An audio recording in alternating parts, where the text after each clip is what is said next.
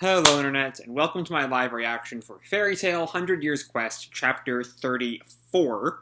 When we last left our heroes, the battles across the Wood Dragon Aldoron were continuing as Gray made quick work of the Thunder God tribe with the power of pure Devil Slayer magic without his ice element. Natsu could not actually land the final blow on Gajeel because Levi got in the way. And used the threat of Natsu hitting her unborn child to distract Natsu long enough for Gajeel to send him away, which shows the types of personality changes that Toka is doing to them. You know, because the real Levi would not try to sacrifice her child for a fight. And then the Jalal Urza stuff was continuing a little bit. And then Wendy went to another building. Where a bunch of fairy tale members were tied up in spider webs, and some creepy spider guy was gonna come and fuck up Wendy, and hopefully not do that creepy licking thing, get a really long tongue that implies the creepy licking anime villain, and I really hope he's not, because Wendy deserves better than that.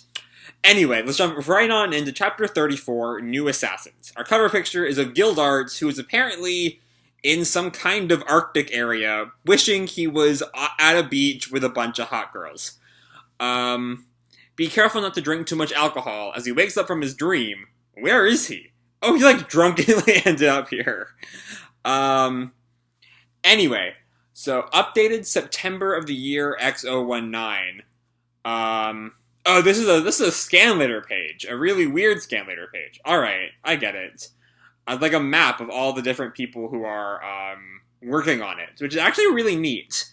The official release from Mashima and Atsumu Ueda. The raw provider is Spider-Man, translator Lino49.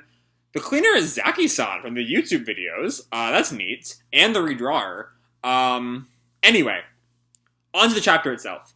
So Wendy sees Spider Guy on the roof. Who is this new enemy that appears in front of Wendy and Carla? New prey. New prey. He's really... I just don't like his design. He's a little, like, cliche. You know, the crazy enemy villain. What is that thing? Did you do this to all of our guildmates? We see Max and... is that Nab or Warren tied up in the spider web?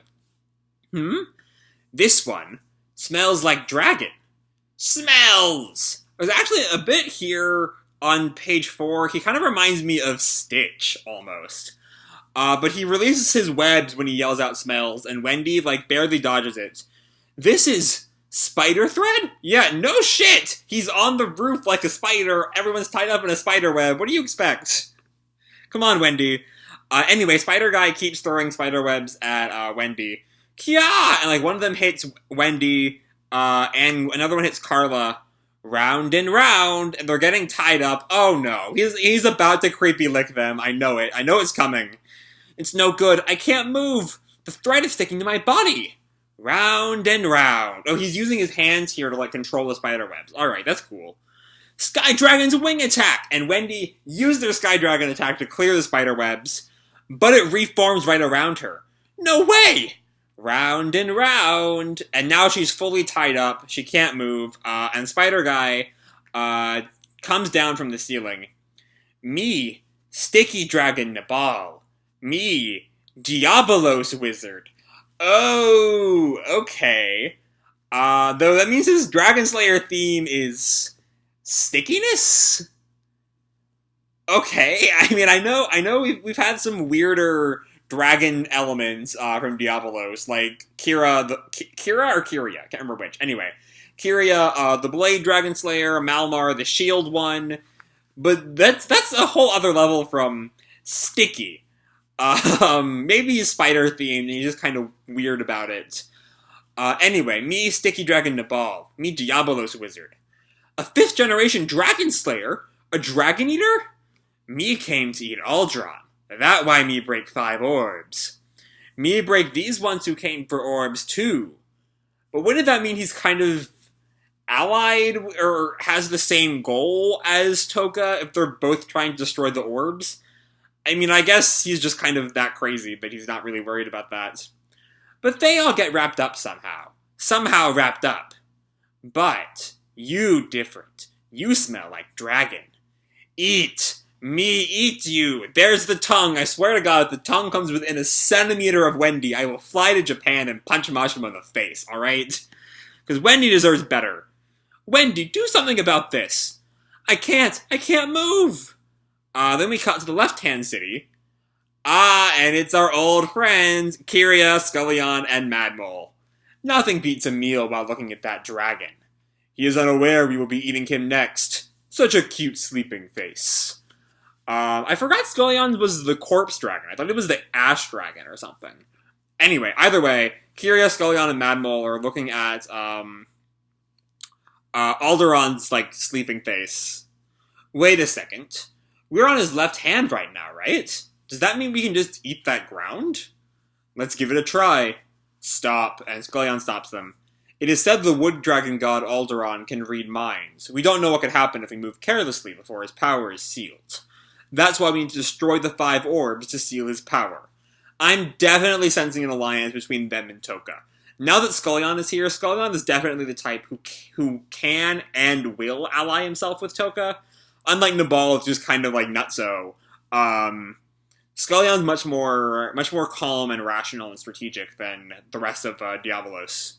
Anyway, still, what are the odds? I never would have thought there'd be people other than us who would try to destroy the orbs. Even if we leave them be, the orbs may all get destroyed. Yeah, they clearly recognize that there might be value in just sitting tight and waiting. I'm quite worried for Nebal and Wraith. So there's another one here, Wraith. No, those people trying to destroy the orbs. While I appreciate their help with our objectives, they might become troublesome afterwards. We have to get rid of them. Alright, so Skullion is not gonna ally with them. In that case, I'll just have to get a bit violent. I just caught a whiff of my pet. And we cut to Urza. Of course, that's who she's talking about. Meow!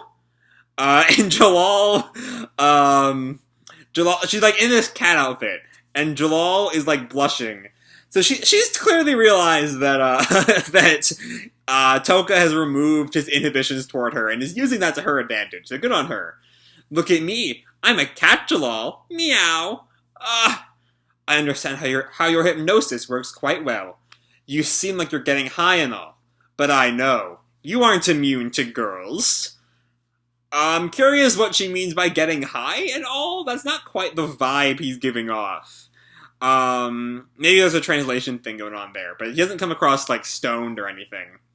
I also have a tail, meow, and she, rubs her ass at him. And then she transforms to a bunny girl outfit. Or do you like bunnies, meow? A swimsuit. Gothic Lolita. And Jalal's getting more and more uncomfortable with this. Or maybe you'd prefer my seduction armor. The sword even says, come on, surrounded by hearts. Urza! And Jalal, tackles her. Whoa! Oh no, did I overdo it? Urza! And Urza, closes her eyes. Am I interrupting you, Jalal? And someone has entered into the room. I don't know who that's gonna be. It's Loxus! Oh boy. Loxus. And Jalal instantly calms down. Urza gets a little embarrassed over her outfit, and instantly changes back into her normal armor. You're not forgetting our objective, right, Jalal? I know. I'm playing with Urza. Or rather, I'm the one getting played with. Don't tell me you've completely forgotten. We must destroy all 5 orbs, all in the name of the White Doctrine. Anyone who interferes must be killed. No, I must at least have Urza, or something like that. What are you saying? Even if you are an ally of the White Doctrine, I will not allow you to hurt Urza. Oh, Toka's manipulation is backfired, I think. By enhancing his attraction to Urza, she's also I think she's hampered down his inhibitions towards Urza. And by doing so, she's also hampered down the fact that his duty towards whatever his goal was at any time would override his love for Urza. But because she's stopped those inhibitions, that love for Urza is now over his duty to the White Doctrine. Congratulations, Toka, you played yourself. And Urza blushes. Now that I think about it, we have some unfinished business from that rainy day. Oh, right, I forgot we had that Jalal Urza fight teased, like 20 chapters ago. But looks like we're getting it for real this time, as they both glare at each other. What kind of direction is Jalal's hypnosis going? Still, this might be my chance, if I can find an opening between these two. And someone calls in from the door, definitely Kyria. I knew you were here, and everyone turns to look at her. Yep. Hey, long time no see. Another enemy of Urza? Who the hell are you? Oh, I smell a dragon. She is now, like, zooming in on Loxus now. Just what is going on? Poor Urza at this point. She's going through so much shit. Anyway, at the right-hand city, Lucy is continuing her fight with the Strauss siblings. Lucy and Loki, I mean. Gray and Juvia finish tying up the Thunder God tribe. And they see Natsu riding in on the cart where he left Gajil. And he comes in car sick, and someone sees him, and kicks him out of the cart. Bah! I'm saved. You have not been saved. Something about the light shining behind him kind of reminds me of Larcade. Can you hear my voice? Can you see my form? In that case, you may become my next meal. Also, his look here, like, it's hidden by a lot of things. Maybe when we see his full face, it won't look like it. But it's kind of reminiscent of Larcade. I know it's not Larcade, because Larcade is super dead. Killed by Zareth back in the Battle of Magnolia. I am the Ghost Dragon Wraith. Thank you so much for finding me. After having been interrupted on his fight versus Gajil, a new Dragon Eater shows up in front of Natsu. What's up with this guy? To be continued next time. Alright, this was a very fun chapter. There are a lot of different things going on here, and a lot of it feels very set-up-y, but the setup is pretty fun. You know, it's leading us into some really fun fights, and Nebal, who I'm not enthused by, though, again, that tongue has not actually hit Wendy yet, so that's good.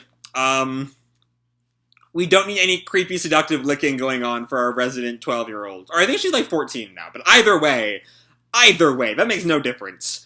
But Nebal could still be an interesting villain, or an interesting fight. He's not much of an interesting character, I think. He's just kind of, you know, pure id. But his like, spider abilities, could be interesting. They haven't really done much besides just, like, tying things up like a spider does, but they could lead to some interesting things down the road, as the fight continues. One thing about Nebal and Wraith, unlike our first 3 Diabolos members, I could definitely see them going down for good here. They don't seem as important as Scullion, Madmoral, and Kyria do. So I could see Nebal and Wraith not lasting terribly long. The only other big thing this chapter is the Urza scene, which is hilarious. From Urza, like, turning the tables on Jalal by getting him extra horny, to that backfiring when he just, like, tackles her, to Loxus showing up, to Jalal declaring to protect Urza, over the White Doctrine, which is really Toka's own fault here. And then Kyria arrives, just to make things even more complicated. So that could be a 4-way fight. It could be, Urza and Jalal teaming up together. I'm not entirely sure how this is going to go down, but I can't wait to see how it goes down. But that's really all I have to say for this chapter. Hope you all enjoyed the chapter as much as I did. If you did, feel free to drop me a like, or subscribe, or, you know, do whatever makes you happy, you know? And remember, your life is your own, okay? Bye!